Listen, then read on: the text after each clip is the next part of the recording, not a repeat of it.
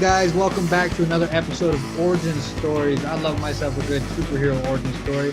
So I thought to do the same thing with Liverpool fans. And today on the episode, we have who I know is affectionately as V. How you doing, V?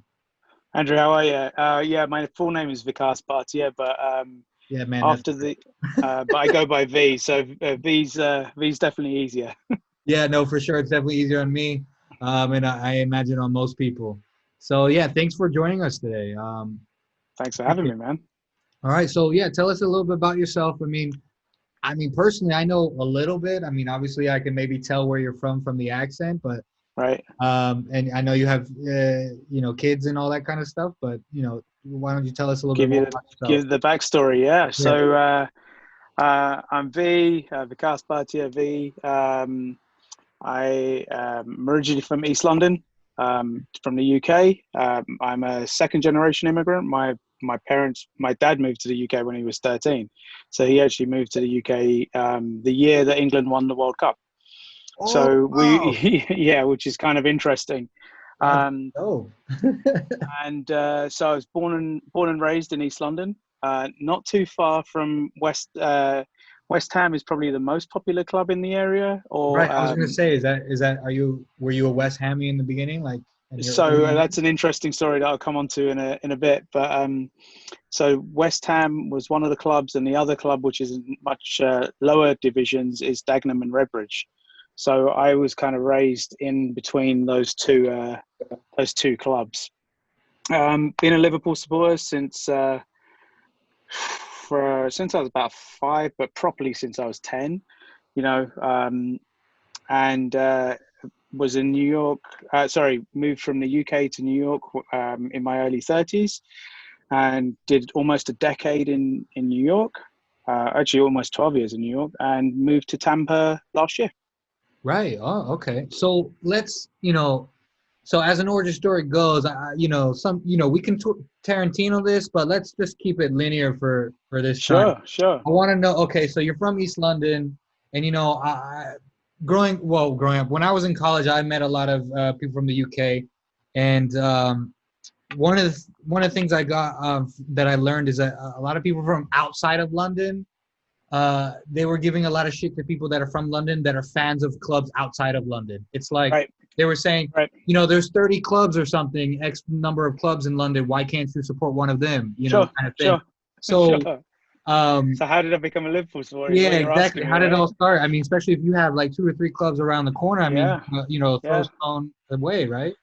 So you know, it's maybe it's like history repeating itself, but when when I was growing up, East London wasn't the most ethnically diverse areas, right? It was predominantly white.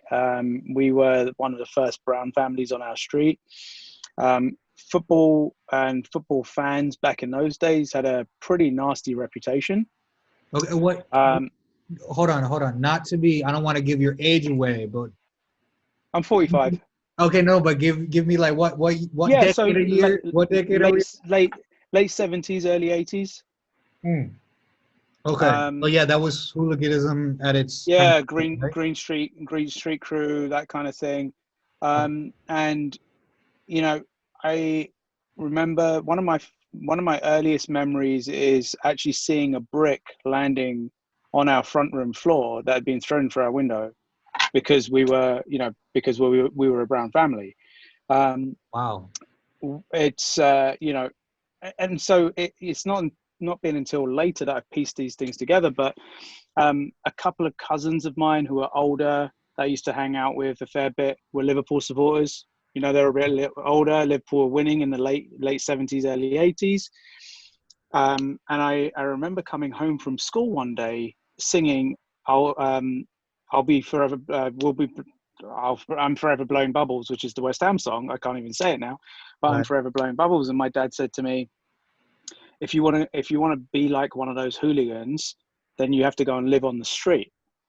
So like it was almost like that isn't. And my dad moved to the UK when it was 66, and there was a whole bunch of racial tension going on there.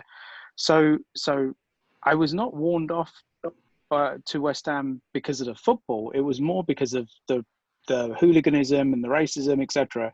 Well, because of my older cousins and the fact that, when you're young, you want to support the team that's always winning, because like that's what you do.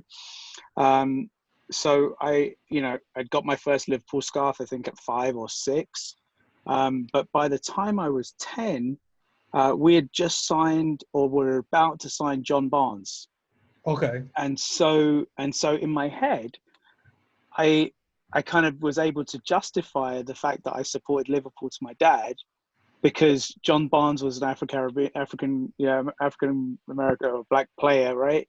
And I said, well, Dad, they can't be all that bad, because look, they've just signed a black player.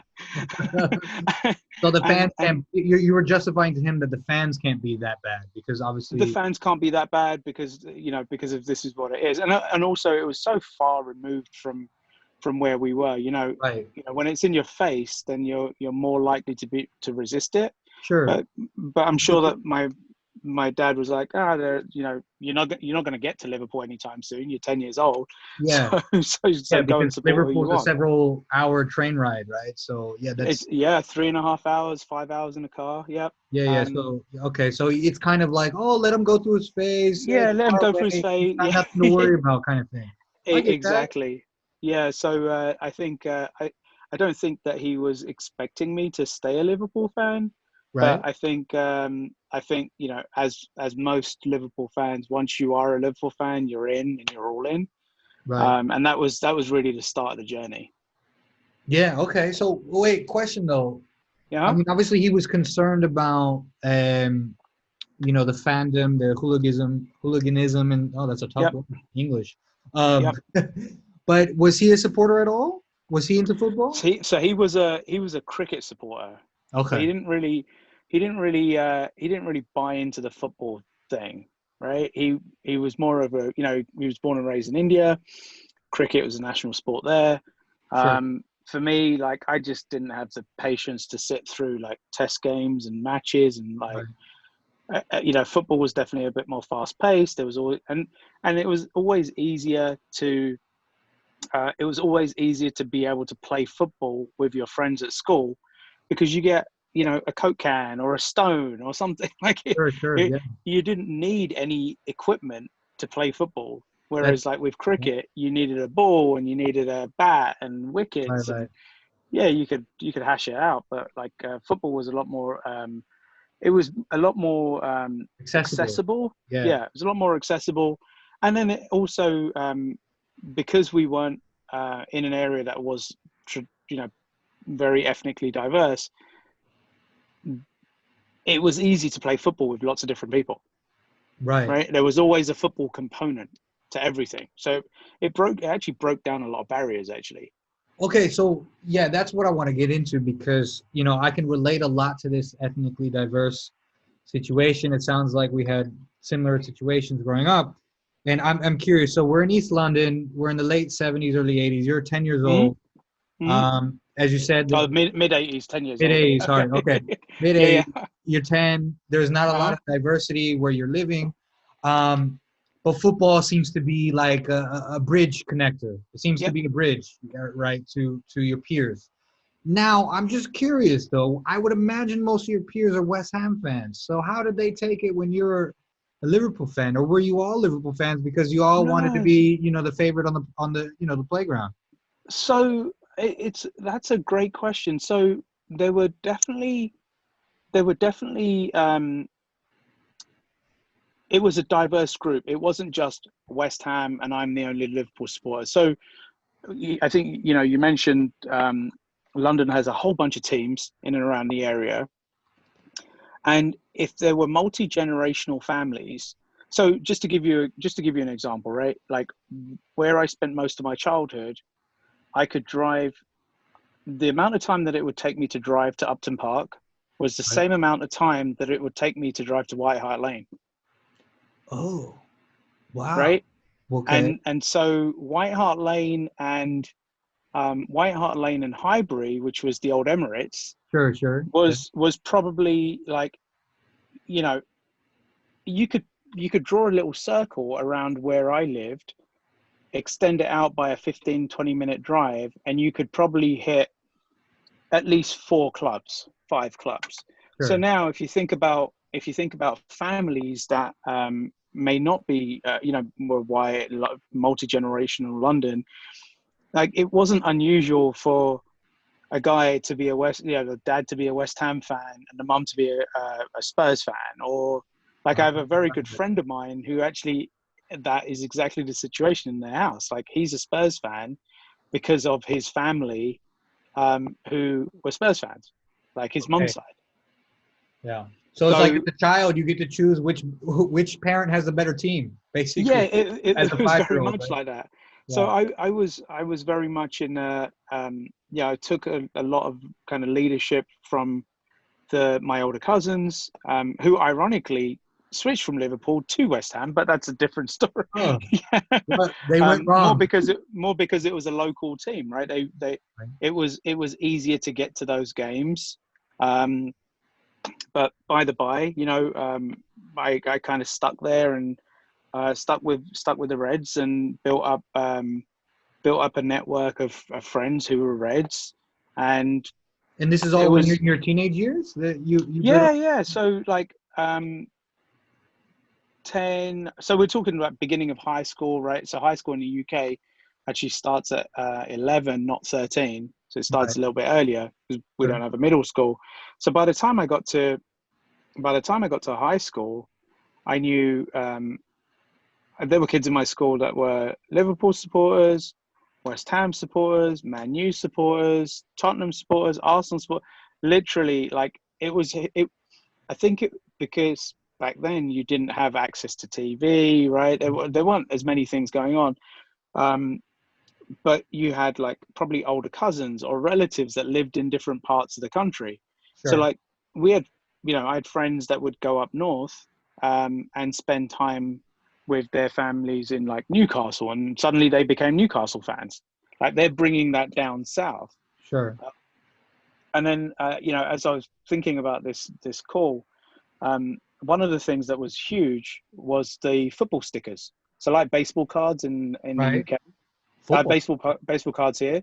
Yeah, Okay. football stickers. They're made by a company called Panini, Okay. and you literally have a book, and you would go to the store and you'd buy a packet of 5 or whatever, and you trade stickers so that you can complete every team. So every player would have their own sticker So it's like an advent calendar of football players, basically. of the league. Of the league. Of the league. So Okay. it would literally break down.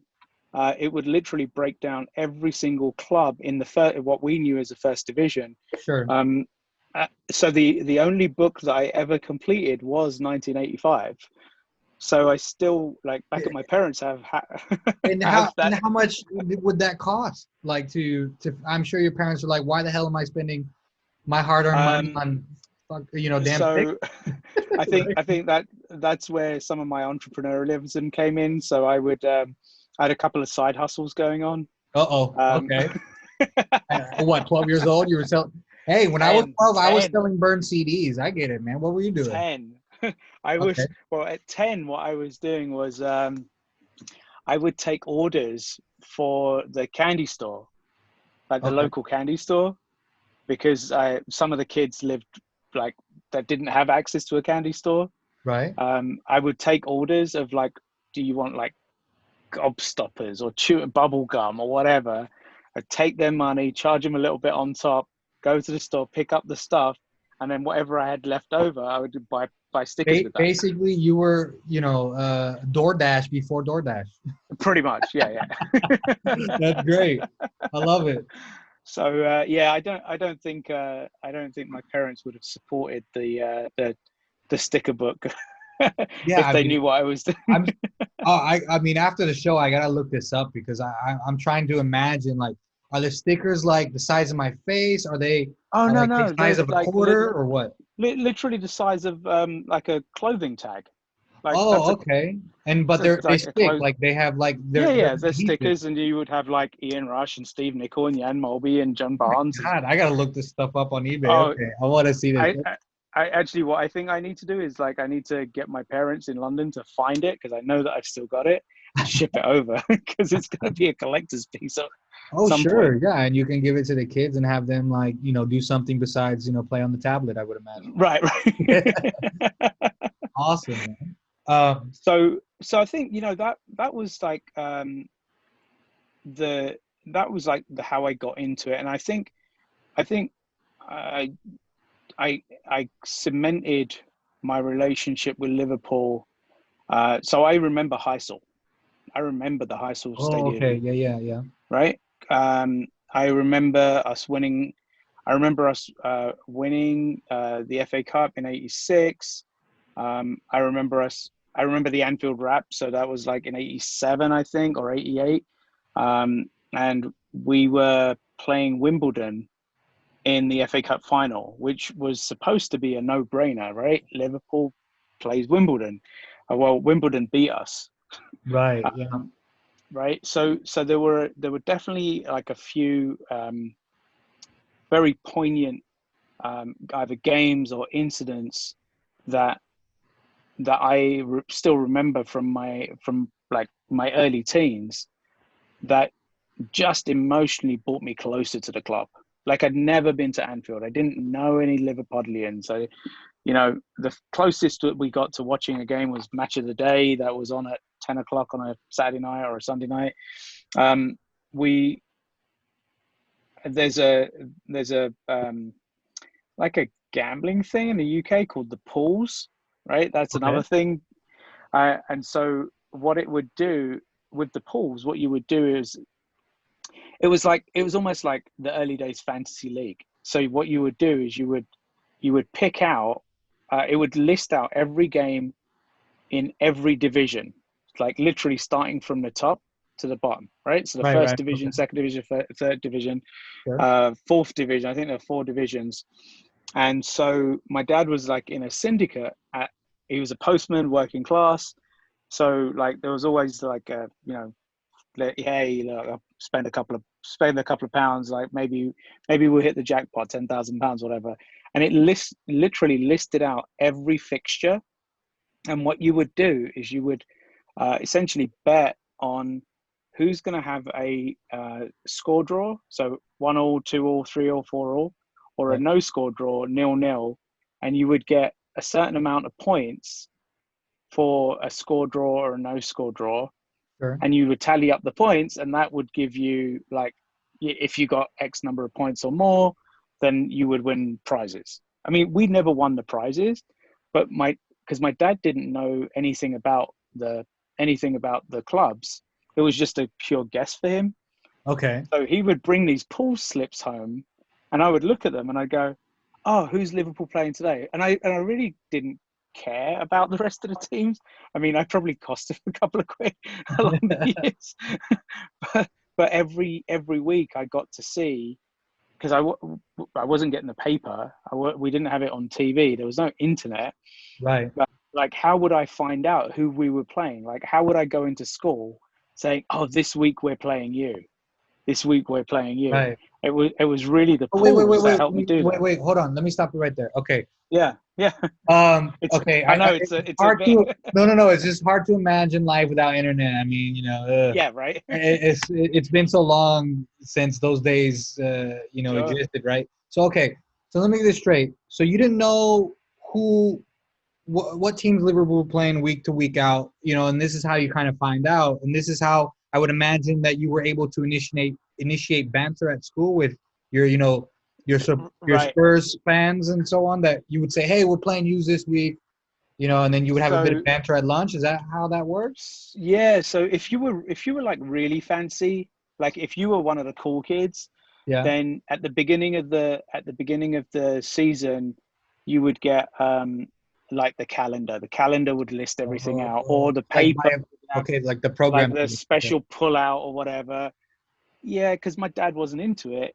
I couldn't like, right. It wasn't coming to the house, And then so I had to obviously your find like. side. Well, it sounds like your side hustle wasn't giving you enough funds, man. If your side hustle was there, you would have bought it, right? Well, the side hustle was great for filling in the sticker book, but after a while, and after as many cavities as some of my customers got, I think that business died down. That's funny, but okay, okay. So I get it. So you get this kind of calendar programmy thing. There was obviously no internet, but were all Liverpool at that time? Were all Liverpool matches on television because they were the best team in the country by far? No, No, this and period of none of time. the games were. The only games that I remember being on TV in its entirety were like if you got to the quarterfinals of the FA Cup final. Like Really? yeah, there were no the radio. Now there was definitely radio Whoa, commentary. whoa, whoa, whoa, whoa! Time out. You listen to games via radio commentary? Oh my god! Oh my God! Oh, Why you did England? kids. I almost You kids. refuse to believe that England did not show games of, the top teams in the first division. I understand there wasn't a lot of money back then in Yeah. football, but I almost don't It, believe that because that's your yeah, national believe it. sport. That's, Believe it. I mean, people have to correct me if I'm wrong, but I remember talking to my grandfather. He immigrated here to the States, and so with my mother obviously, and to Tampa, and Sure. they were here when the Tampa Bay Buccaneers, the NFL team, had their first season. And I swear to God, my mother tells me that they were even on TV, and they are Yeah. the worst franchise in North America, sporting organization in North America, meaning they have the most losses, and they were on television Sure. in 1976 and Yeah. 1977. So you're telling me in the 80s, Liverpool are the equivalent of what Liverpool are now, and you're telling me they weren't on It was television? no, it was match of the day.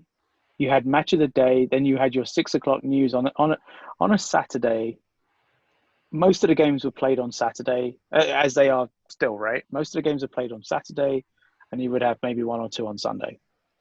The Okay. Saturday games would you'd have your early afternoon games, which would probably be on radio, and then by the time the 6 o'clock news rolled around, you would get the sports on the 6 o'clock news in the last like 10 minutes. So they would literally cram in Right. the whole of the Premiership. Not it wasn't even Premiership back then, the First Division. So I'm still talking Wait, but the up match of the until day showed the highlights, the actual you can see match of the day goal. would show highlights. So that was a Okay. half an hour show. Okay, that's why that's such a like an institution in England. Correct. Yeah. Okay, now I'm starting to understand that because I'm sorry, but I It's assumed weird. that all the games were on or all the games were on, or No. most of the games were on TV, like how it works in the States for like NFL, right? Like if you're from Arizona, you'll get the Arizona game, but you won't get Tampa's game, right? So I Well, assumed something similar that was going on then, because but if you think about the size of the UK, um, you've got 60 million people living in a landmass that is the state of New York, guys, pay attention. Geography lesson. Here we go. Yep. right? Yep. So now, if you think about how many clubs must exist in that land space, Sure. right? There's what 30, at least 30 clubs in the, was it 39 or whatever in the Premiership, let's say, right? There were only 4 channels. Actually, there were 3 channels because Oh my God, 3 channels. I don't even think Channel 4 had started then. Oh my God. Yeah. So Not to sound like a millennial or nothing, but wow. I mean, there was a sports there was like a sports program that would come on after the wrestling on a Saturday afternoon, and it would be like you didn't actually get to see the game, but you got to see sometimes the commentators who were at the game. So they would be yeah, it was weird. So wait, Like, they showed the video of the commentators? and and they would have these commentators at different stadiums, Okay. and they would literally go from one stadium to the other because you've got multiple games going on at one time. Right. That's so mind-boggling. Okay, so just to summarize, most games are not on TV. The ones that would be quote unquote on national television would be your quarterfinal FA Cup kind of thing. Correct. Yeah. And so in order to give your friends banter on Monday morning, then it's because match of the day was there. You had to have match of the day. You had to have seen that to really know what was going on. You had to find the paper from somewhere, right? so you got to get a paper from somewhere. So like wherever you get papers from, right? News agents, whatever, you get your paper. But when you're like, in your teens, really, you're not thinking about technique. You're not thinking about this, that, and the other. All you're thinking about is, did my team beat your team? Yeah, of course. So now hopefully you're getting into banter, because this is I'm really curious about. Yeah. So you're in high school.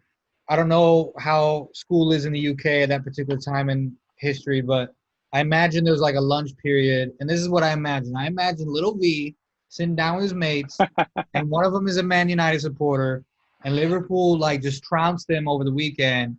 And there's healthy banter, and it's not toxic. It's the exact opposite of modern day Twitter.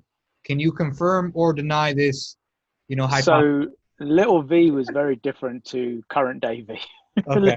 little V was very, English is a foreign language, kept himself to himself, that kind of thing. So it was more listening to banter that took place between fans. Okay. Like like you could see which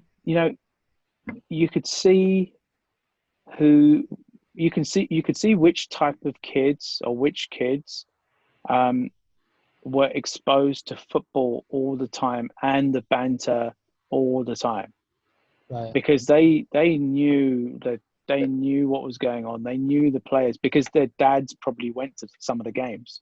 Right. So they were like footballing households, so to speak. Correct. Yeah. Yours exactly. wasn't, right? So you're right. from the outside, so to speak. Okay. Sure. So it was very much a spectator sport, but for those of us that may not have come from football households, we still had our little like, oh, that was like, oh yeah, you were top, or oh, we lost again, right? But it wouldn't go as deep as like, oh, this player and he scored this many goals over the season. The kind of chat, because the access to that information was so limited. Obviously, there's no internet. Right. Internet didn't happen till like 10 years later. Yeah. Almost. Obviously. Yep. Right.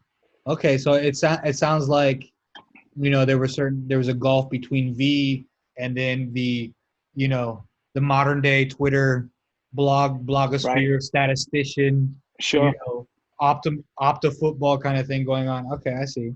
So, but as kind of time went on though, you were able to find more people that went to matches, right? Like in kind of my early teens, I didn't know anyone that had even been to Anfield. Really? I didn't know anyone that had been to Anfield until I got into like college. When the 2006 World Cup came around, by this time I was well versed. I knew Liverpool was, 18-time champions. We won the Champions League against AC Milan. I was like crying my heart out that day, for no reason. Nobody understood why you were crying for a team somewhere all the way in England, I woke up and I set an alarm for 2:00. I woke up at 2:00, went into the living room, put the TV on and saw the game, right? It was Liverpool versus AC Milan, right? It was Gerrard against that mighty team, because the amount of times I watched AC Milan, I knew that was one of the best teams that has ever existed. At least one of the best defenses that have ever existed. I was very worried for Liverpool, because in my mind, I wasn't thinking about, is Milan going to win the game or is Liverpool going to win the game? I was just worried about the fact that it's going to be difficult, right? It's just going to be difficult, and I just hope Liverpool do well. You see, right. It's no longer about AC Milan anymore. It's just about Liverpool. It's like Liverpool have to do. And when it's 3-0 down in the halftime, I was like, well, the first goal I was okay. I just like shit. I shouted, Nobody woke up. All right, that's okay. Second goal went in. I broke the TV remote. Yeah. Again, but still, nobody wakes up at the helm, right? Third game, I take the broken remote and start banging it on the TV. Oh my It was gosh! like, He hurt the TV. What did he do? my mom wakes up and it's like, what the hell is wrong with you? And I was like, we're losing. And then she sees the remote in my hands and it's like, she already knew I had this habit because it's like, there's no cricket game going on. What's happening? Why did you break the remote this time? It's like, nothing. It's just my team. I want, and then she just goes inside and sleeps, right? She's like, new remote in the morning. Anyhow, he's known to do this. At least it's not his glasses that he broke this. They show that halftime footage of our fans still singing at halftime. They showed that fans still singing. I heard the conda saying, "This is all over." I was like, I'll be honest. I thought to myself that was over. There's no way this Liverpool team will come back against this AC Milan team. It's just that defense. It's just not going to happen. Then the fans sing, and then Gerrard comes out, scores that header, lifts the fans. I'm telling you, I see that video right now, goosebumps even till today. Yeah. Even till today, when Gerrard does this to the fans, even till today. Lifting his arms up. Yeah, absolutely. I was literally biting myself and saying, if anyone should be a captain in the world, for any team in the world, this man should be it. There should be no other captain for any team in the world except Steven Gerrard. Those were my thoughts.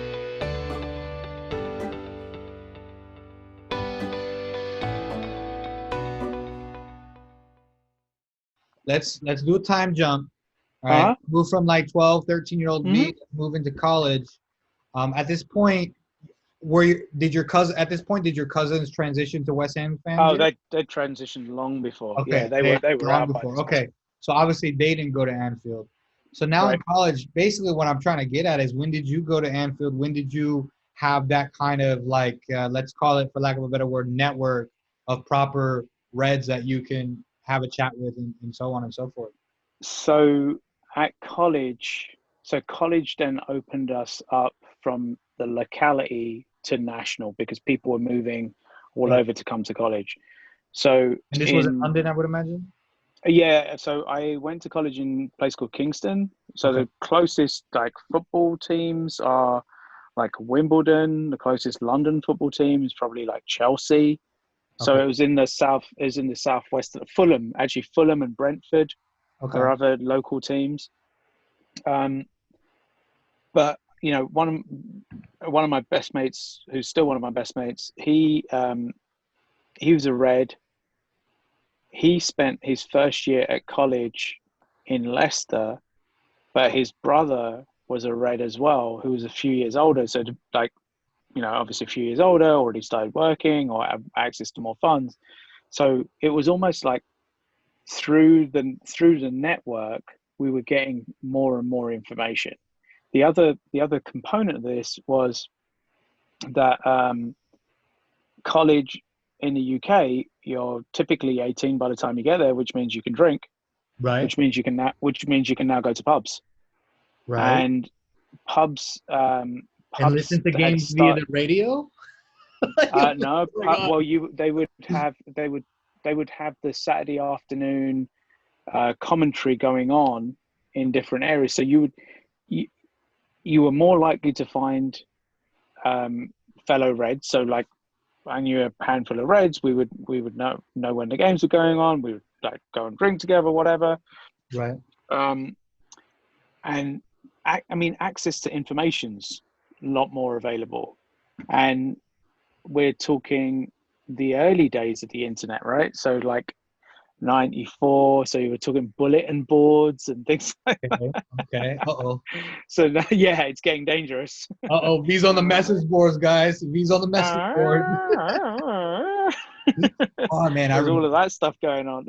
Yeah.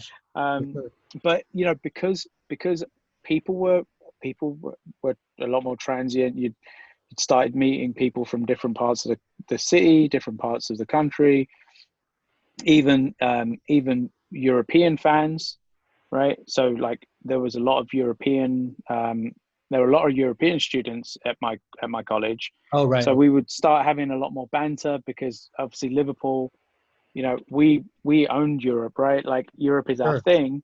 So so when you met someone from Italy, when you met someone from France, like who supported PSG or supported Roma or supported Barca or what, you know, all those other teams, you'd instantly have something to talk about Right. because you were Liverpool. I mean, Right. Yeah. Kings of the Mountain for sure.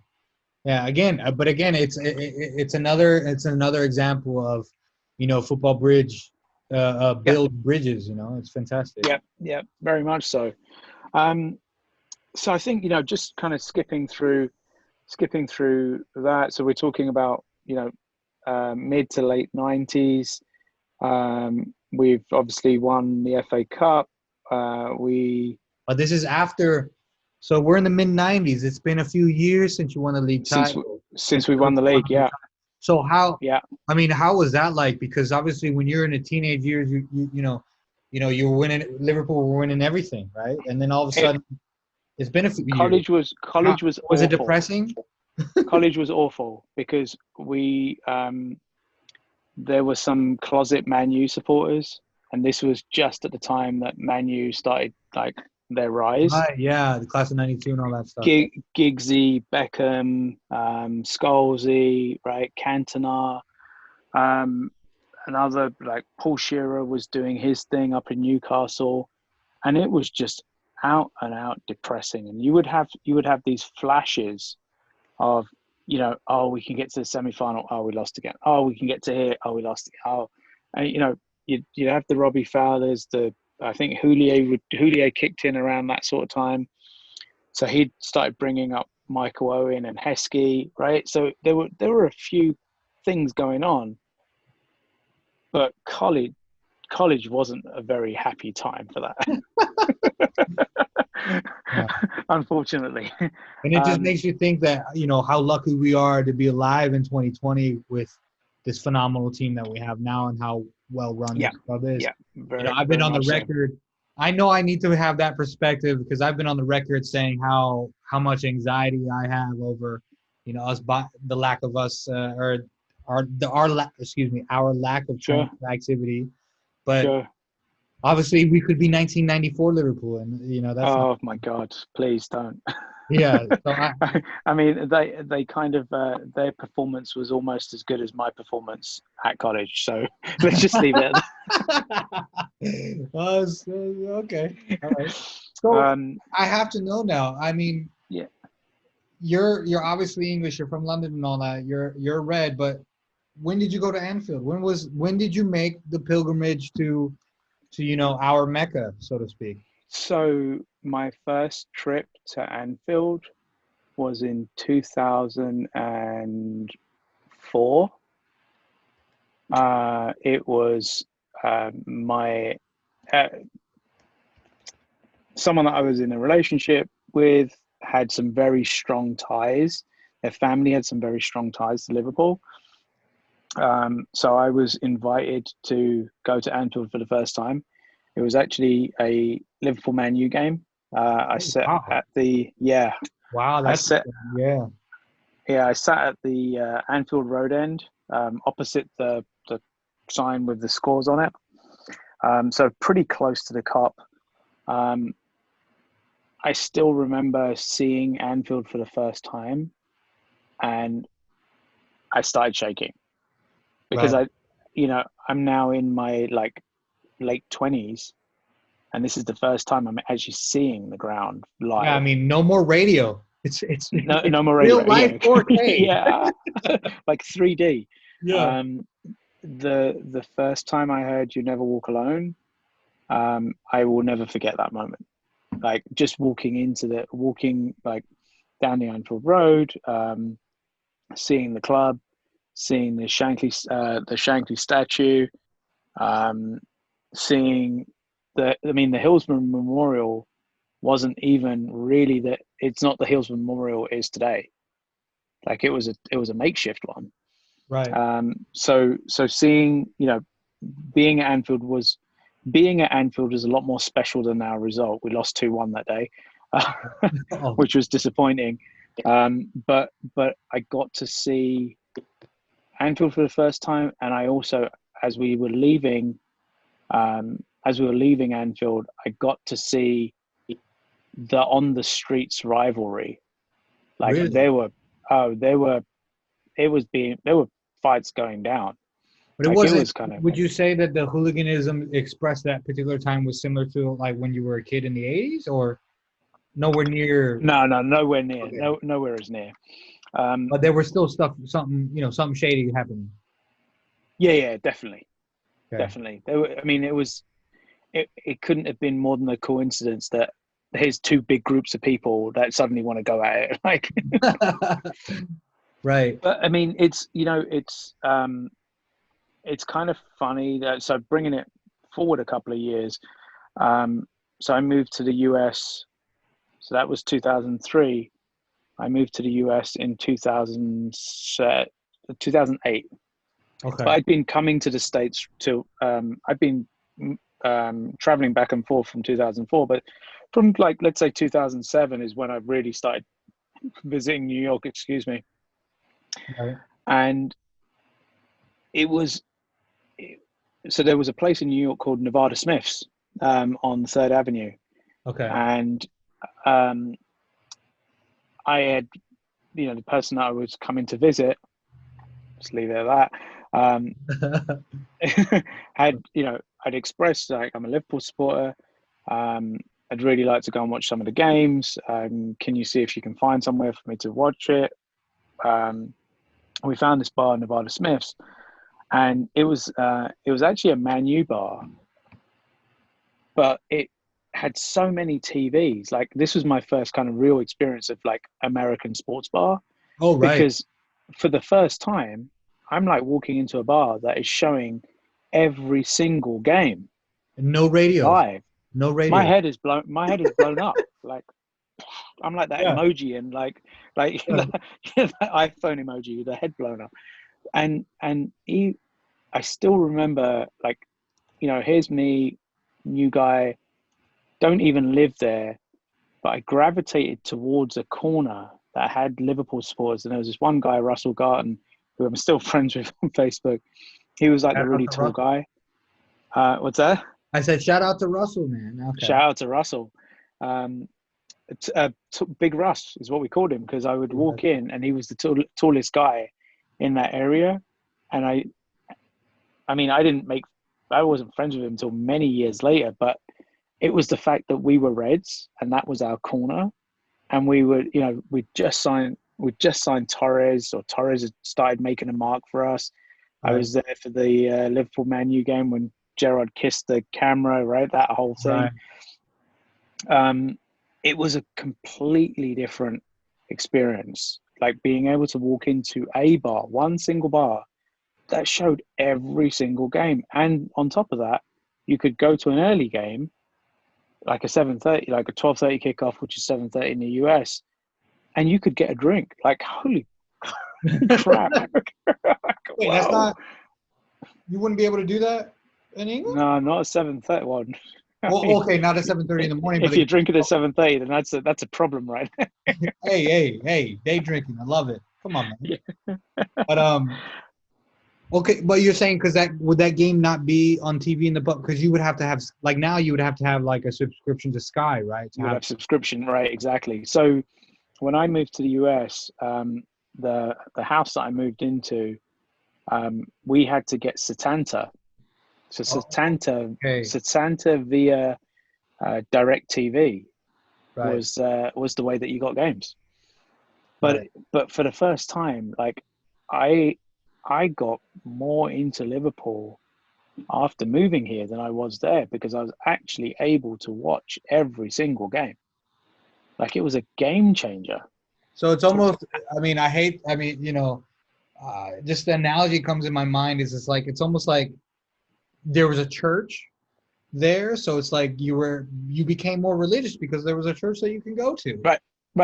Essentially. Yeah. Okay. Very interesting. And it sounds completely, I'm going to be honest, it sounds completely asinine, considering that Liverpool is obviously in England and that you should be able to watch the games there, right? Yeah. Living in the country and so on. But you're saying the opposite of my intuition, that when you moved to the States, that would you say, like, you're saying you were obviously already a fan since you were 10 or 6 or whatever. I was all in. Yeah, but sure. it became more reinforced, more solidified while living in the States and New York specifically. Well, if you think about, if you know, even in your family, you mentioned that your grandparents were immigrants, whatever. When you move to the new place, you hold on to the thing that you had a lot tighter, right? Yeah. So what I've noticed is the same applies for football fans that have moved from, so the UK transplants that are Reds that I know here in the US Right. hold on to it. We own it because we're holding on to the thing that we know, right? Sure. And I think with that comes, so the accessibility was one thing. Like now I could go and watch the games, but it almost became it became incumbent upon us to really educate, use that word loosely, educate the Quote. newer supporters, quote, yeah, the newer supporters that didn't know when to do certain chants. Like, you know, it's embarrassing, but I'll say it. I didn't learn the words to Poor Tommy Scouser for at least 3 or 4 years after I'd moved to the US. Really? Okay. Right.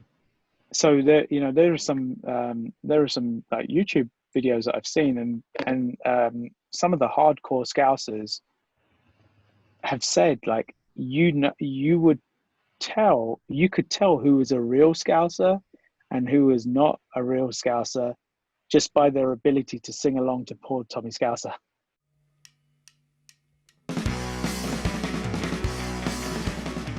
Klopp, Edwards, the whole team, they know what they're doing.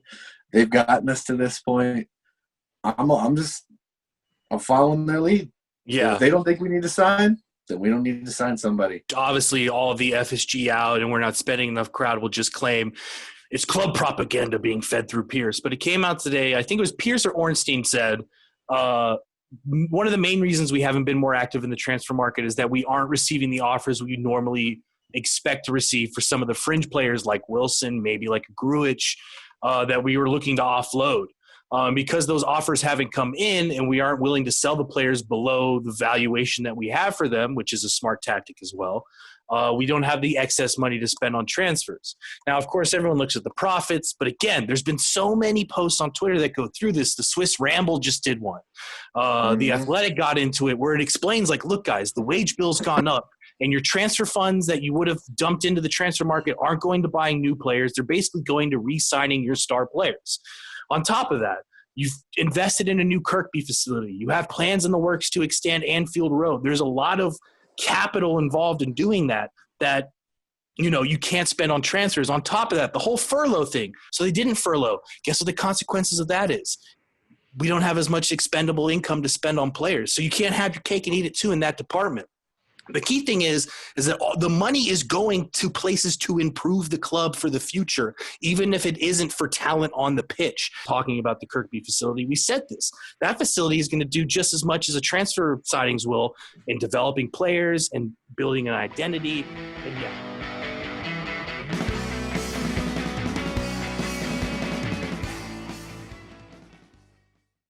So I didn't learn the words to Poor Tommy Scouser for about 3 or 4 years after I'd moved to the US. It's kind of embarrassing to say that, but it's the truth. And I would stand there at bars and, like, you know, watch the hardcores, as I would call them, start singing this song, and, like, you know, like you knew, like, a little bit, and then a little bit more, and a little bit more. And, you know, YouTube hadn't kicked in by this point, right? So you still didn't have all of this. You were going onto chant sites and you were, like, downloading In the message boards. I mean, literally, it was that. And I think social media, you know, now we fast forward to like 2010, 2011, social media is kind of picking up. Facebook's picking up. People are creating their groups. The messages are like the messages of communicating back and forth between Liverpool and and I was in New York, so belonged to biggest shout out to the New York Copites. Right. You know, I was lucky because I had gravitated towards transplants to New York, which is obviously one of the most diverse cities, if not the most diverse city in the world. And all of a sudden, I'm now with, we were very, actually, let me take a step back if that's okay. Sure. For a while in New York, we were kicking around. When I say we, so there was the OLSC, what is today called the OLSC, which was out of a bar called 11th Street, which I'd been to a few times, but it just didn't carry the atmosphere that I was used to as a Red, right? Okay. And this is the atmosphere when you were in England. Both in England watching the games, or even at like Nevada Smiths where we used to go and watch games. Where your first experience was. Okay. Right. Okay. So a small group of us kind of would bounce around, and we would always end up at the same places together. We were technically homeless for like 2 or 3 years, and then there was a bar owner, Brian McLaughlin, who owns actually Carragher's, Okay. and the boot room, who as a lifelong Red said, I've got this bar, and I've got this room that's like at the back of the bar. I'm okay with you turning that into like a Liverpool bar. So it was almost like we found a home, right? And that was 6 years ago. I've been here a year. I was 5 years. About 6 years ago, I still remember the first game. It was like Liverpool Southampton. We won that game. Over the course of 5 years, we've not only found our home, we found a voice. Klopp. I remember Gerrard's last game was there, right? I remember Gerrard's last game. Klopp had come in. The iconic games, the Dortmunds, the Barças, the Ramos bringing down Salah, like that all happened at the boot room. Okay. And so this community built up. We built up this community, and it was not official, but it turned into like the family. It was almost like the cop away from the cop. And I think where I'm going with this is, as older fans, right? I'm showing my age at this point. Sure. We almost have a responsibility to share the experiences of those times that we kind of went through. Like we had to listen to this stuff on radio. We had to get stickers from the sticker book. We had to get chants from like someone that like someone's dad that went to the game. And you had to remember it, right? Yeah. There was no text. I get it. It's you almost could text it to someone. Sure. I know. It's almost like, these this is maybe a weird analogy, but it's like these like tribal cultures and civilizations, and you might hear in an anthropology class where they have an oral tradition. They pass down their wisdom to the next generation. And I feel like what you're trying to say is that as an older fan, in England, you want to teach either English people, or I guess regardless of where they're from, the younger generation, like, hey, this is what this is. This is how important it is, and I need to understand it. And what I think is the correct way to show the fandom. And so it's like passing down that oral tradition, whether wrong or right. I think that's very human. I think to want to do that, and I think that's fantastic. Absolutely, and at the same time, because I am someone in my mid-40s from East London. I still look for any opportunities that I can get to hang out or be with Scousers whose dads or their uncles or their brothers still have season tickets to the Kop, because it's almost like that's the Holy Grail. And you want to get as close to the Holy Grail as possible. Yeah, but and also just the stories, man. I've met and that's what it is. It's stories. And right? we have one shout out to Scouse Dave here in Tampa. They Cantley, yeah. Yeah, and I've met a few I lost the word, Scousers in my day. Yeah. And yeah, man, the stories are fantastic. I love it for myself. But no, I see where you're going with that. Well, and I think, I moved to Tampa a year ago. I found that the fan base here is generally newer. So like, I would walk into, Pokies singing. I take the name V because there's a chant, we'll be coming down the road. Right.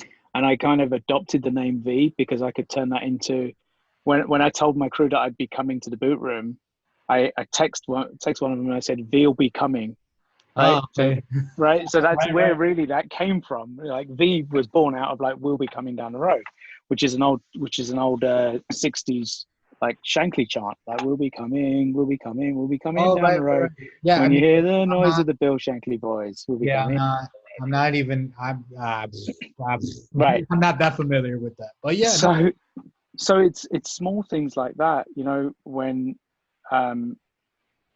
when you walk into a bar and you start like chanting, and you can see the newish fans, they either don't know the chant or they don't know why the chant's being sung. Right?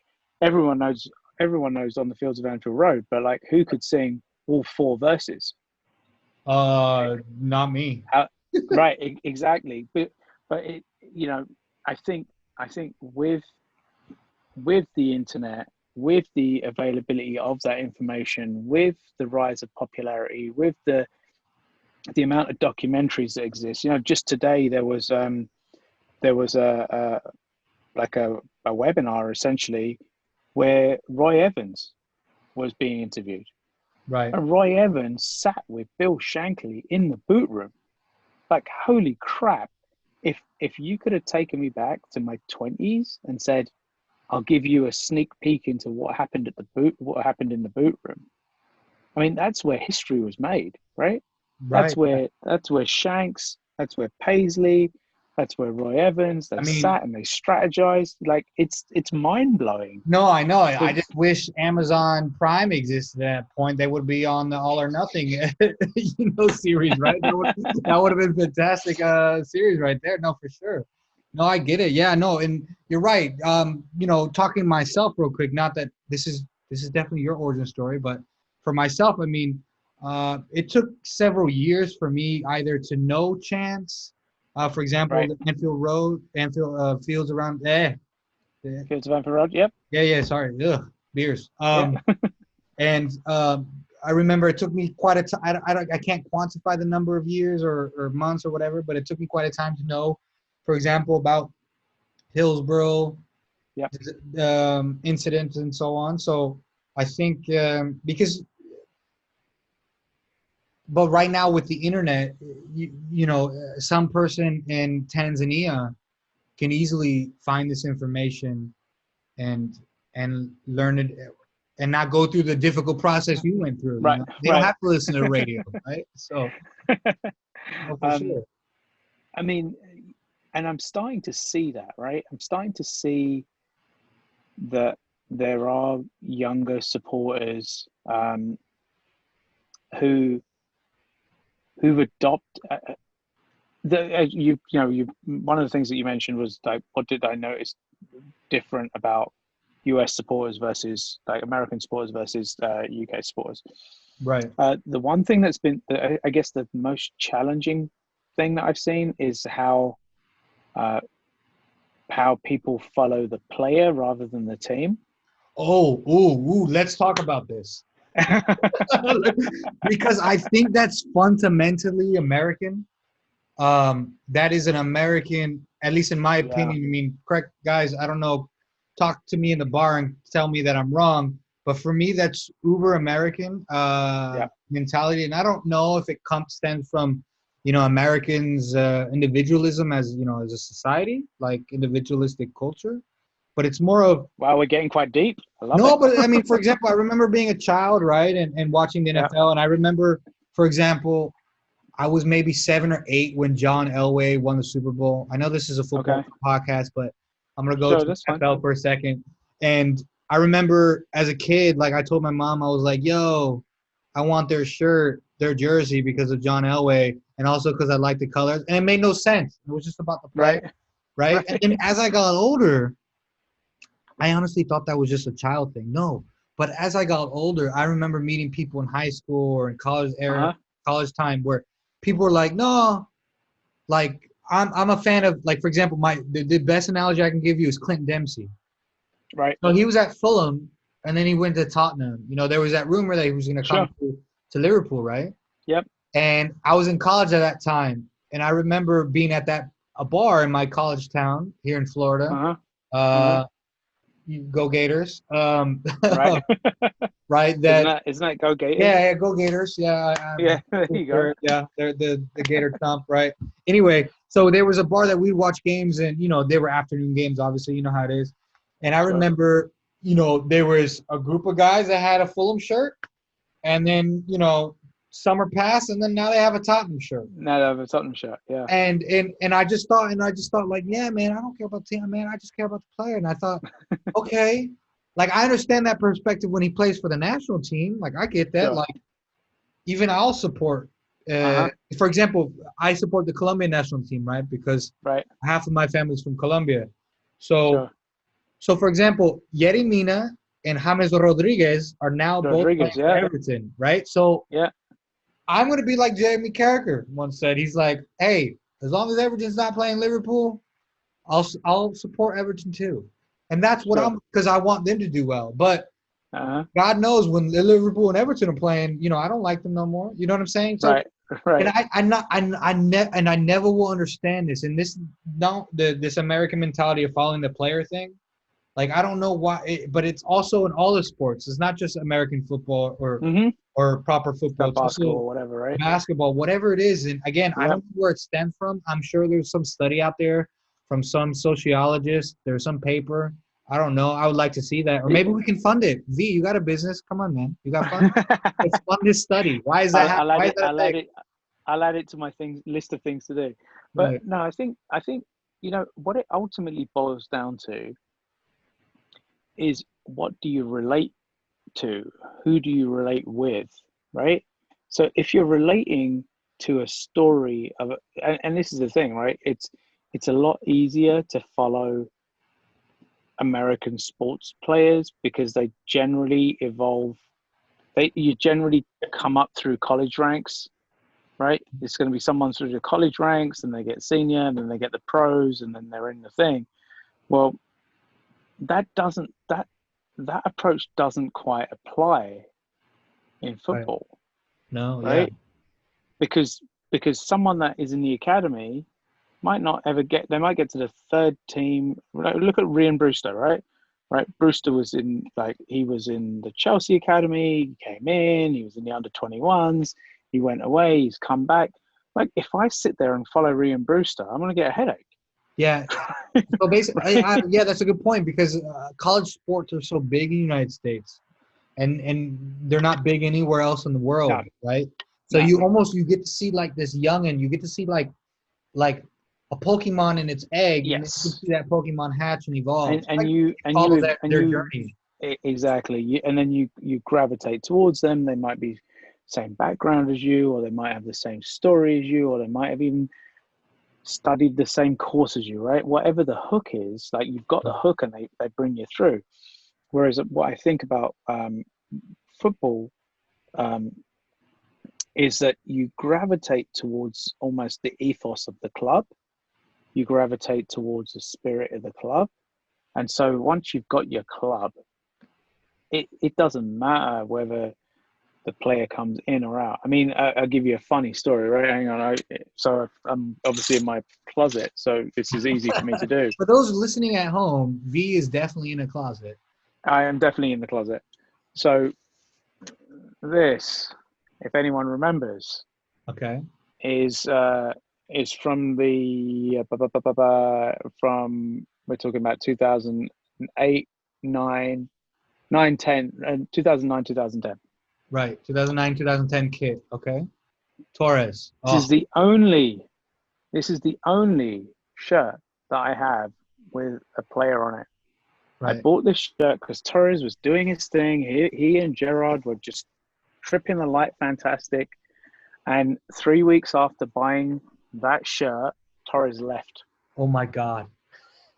How I did never you feel? never wore that shirt again. And I've since got however many shirts I've got, and I've never since got a player on a shirt. No, done. I was like, even I remember Gerrard's last game. I remember Gerrard's last game, and I remember kicking myself for not having a Gerrard shirt where I could call, like, because Gerrard is my player, right? I remember kicking myself for not getting one, and then I remember catching myself saying, but if I'd have got that shirt and he'd have moved to Chelsea, then I would have been probably even more disheartened than I was when I got Torres left. Right. Because there was that whole Gerrard thing. I mean, the only other shirt that I've got with anything on the back is one for the '96. One for the '96. That's emotional, man. Very yeah, and that's I mean, like, for my kids, I'll get their name and their age, right? That's I feel like it's a dad thing to do, right? I almost feel like I want to do that because my dad didn't do that for me, but that's a different story.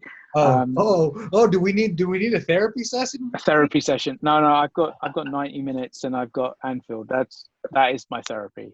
There you go. When I'm around fellow Reds and watching the game, I think that if you gravitate towards other Reds that understand Liverpool, you don't need a therapist. You just need to watch a game for 90 minutes.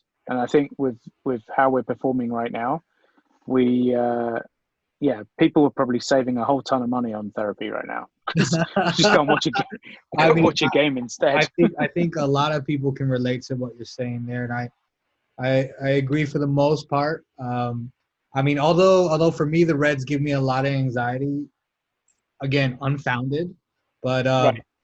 But then as soon as the ball's kicked, then I'm in it, and all those problems go out the window, and then for those 90 minutes you're kind of free and focused on what's going on. And obviously, you're in a bar, you have a good chat with everyone and how they're doing and all that stuff. So that's also great. Well, I think just to bring you back to that anxiety piece, you were asking me about my college years. I remember for the longest time,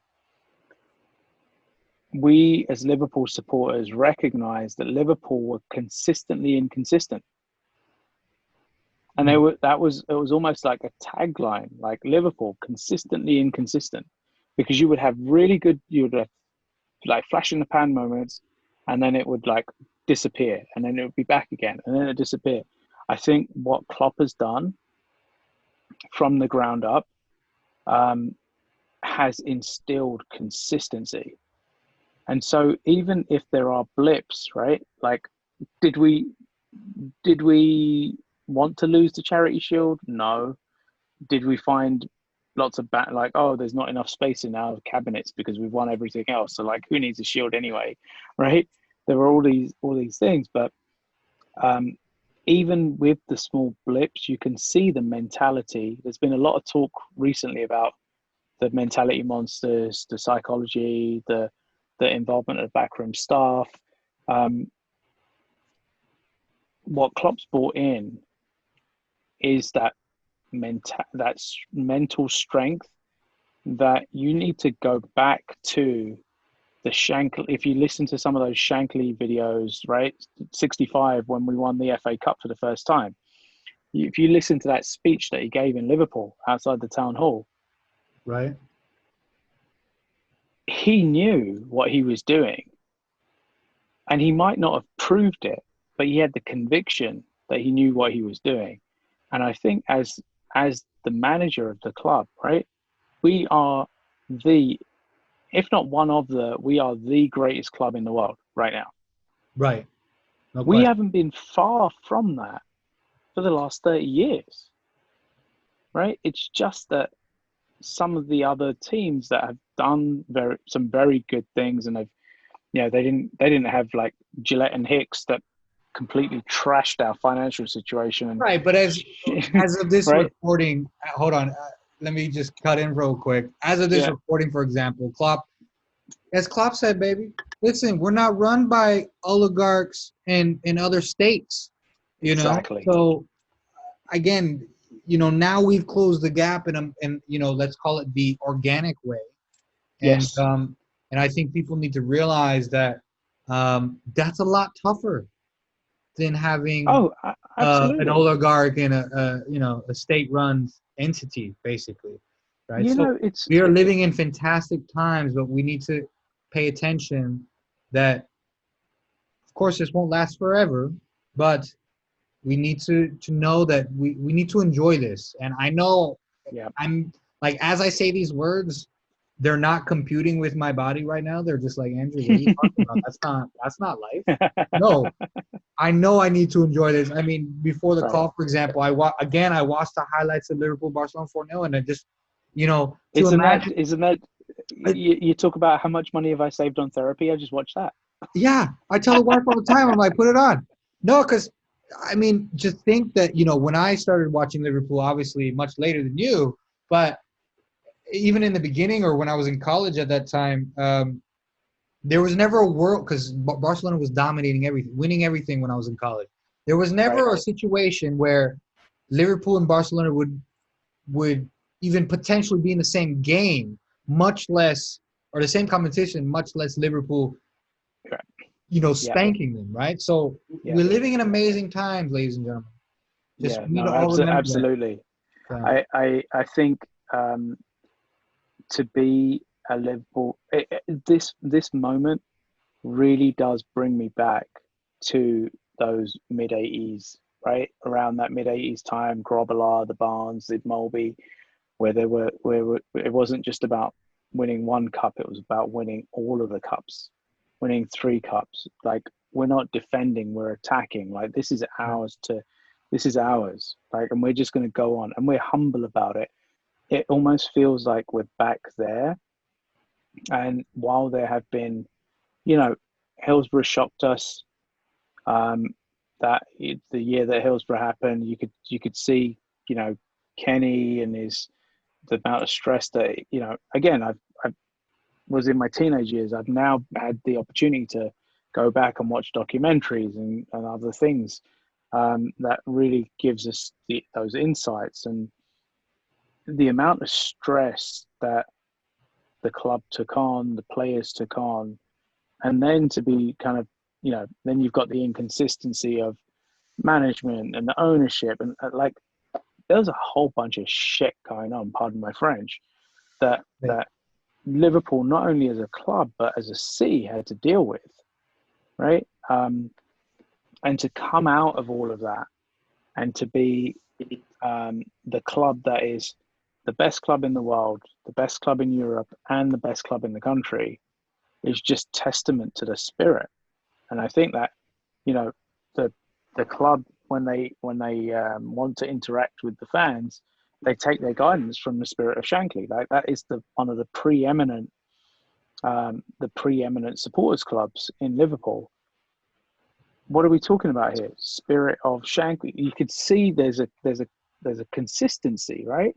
Right. Shankly brought in this message. Klopp brought in this message. I'm humble. I want to be connected to the people. We are one unit. You can see Shankly describing the Cup as a unit, right? What did Klopp do the first day that he went to Melwood? He brought out all of the backroom staff, and he said to the players, "Do you know who these people are?"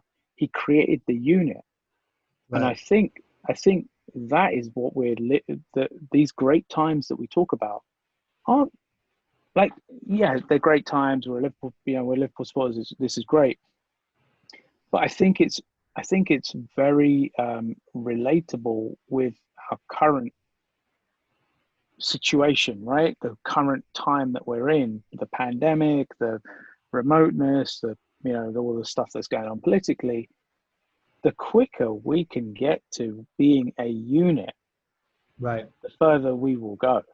Sure. And I think Liverpool as a club has just, what do we say? If I could put that into a jar and sell that thing, I would do that.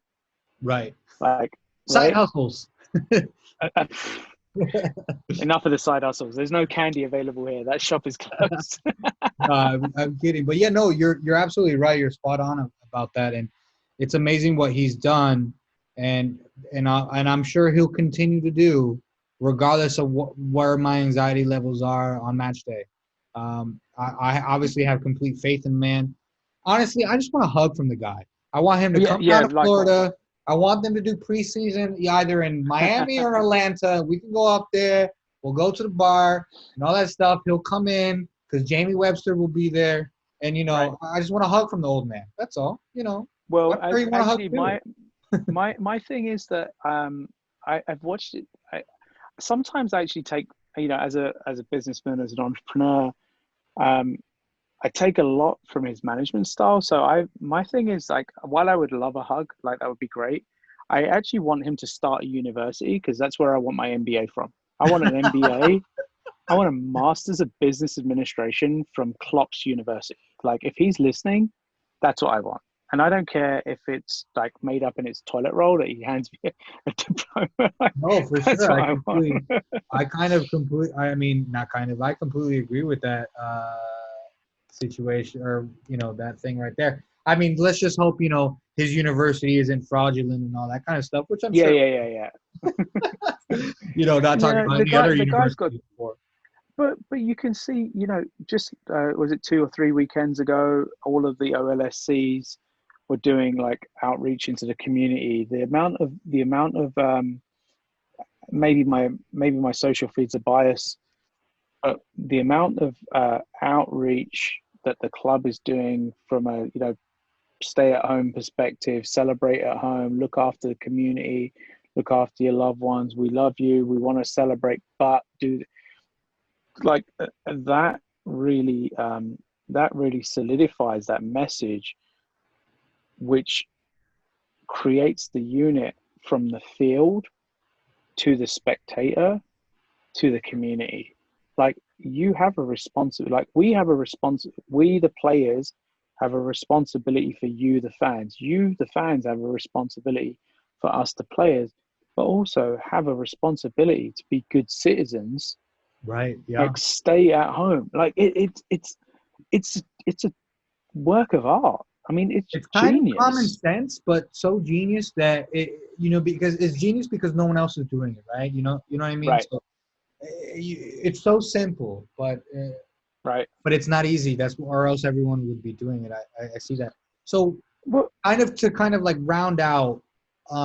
You've been in Tampa the last year or so, right? Can you a little bit talk about, maybe a highlight of your time here in Tampa, and maybe what you see going forward? So the highlight of my year in Tampa is I have a business. I'm a startup CEO.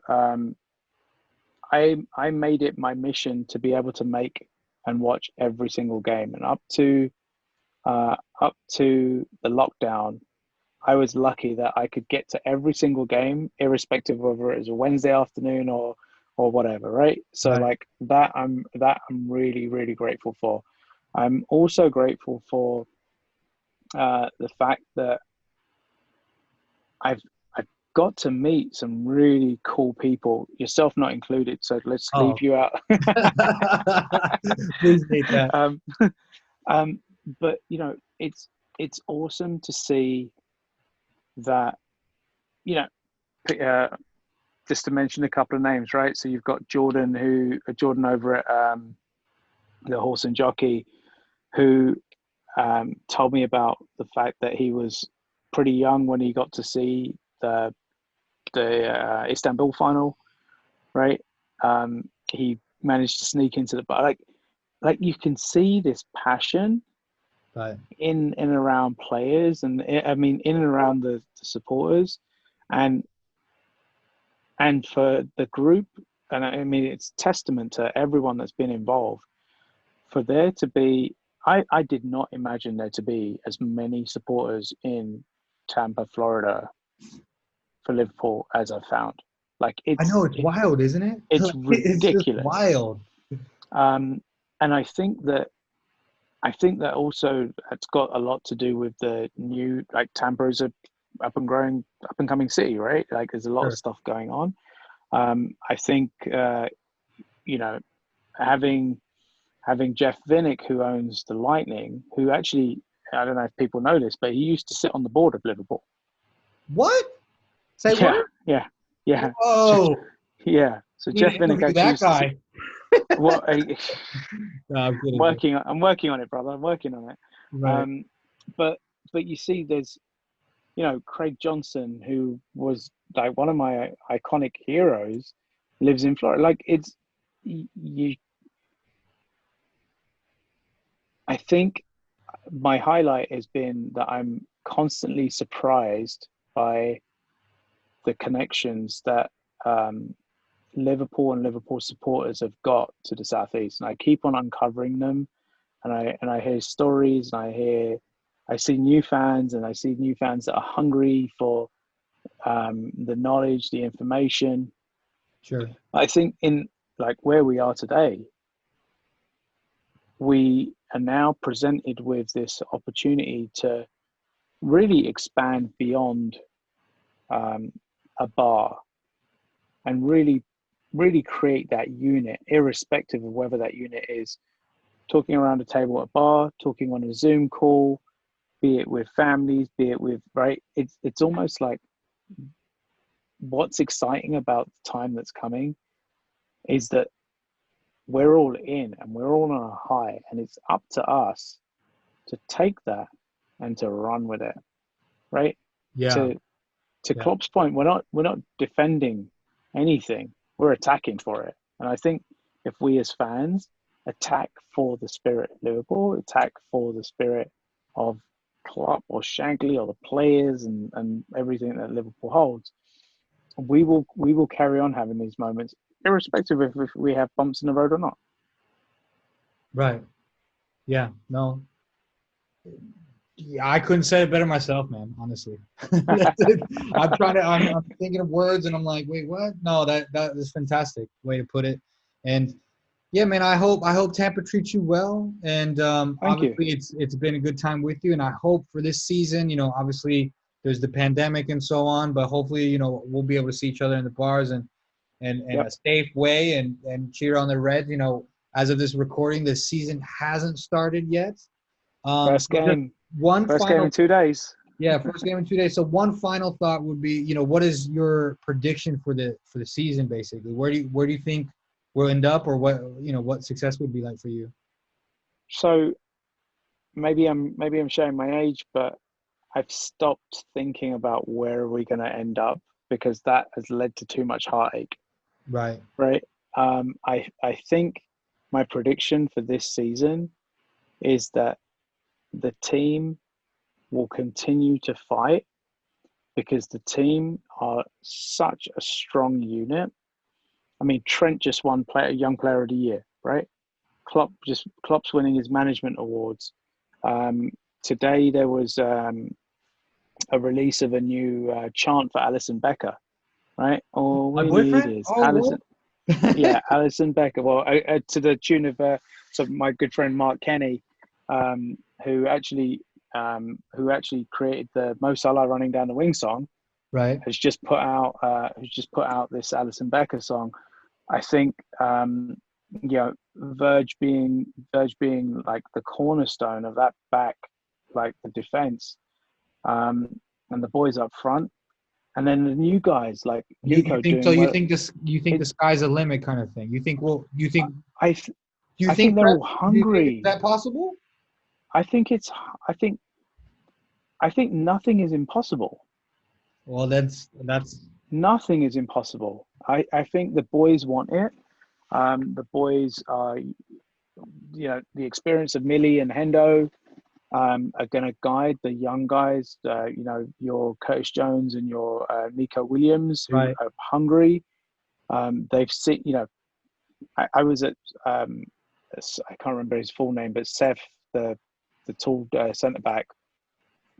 I was at Fenway Park for his debut last preseason. Oh, okay, cool. And Klopp made him come over clap to the supporters, welcome into the team. Those guys who are getting just enough minutes to get a medal are probably being told by Klopp in like behind the scenes, you might have got a medal, but you didn't quite deserve it. Like Right. there's this little like.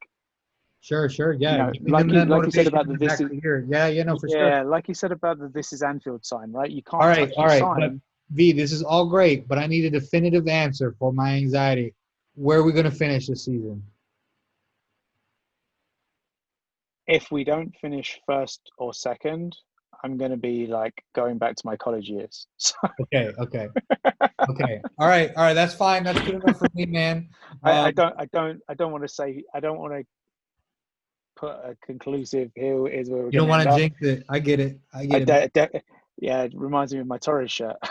All right, fair enough with that, man. Well, anyway, V, I appreciate you taking the time and talking with us, and I appreciate the origin story. It was very fascinating on my part, or to hear your story, and thanks for coming on. And up the Reds, Andrew. Up the Reds. You never walk alone, man.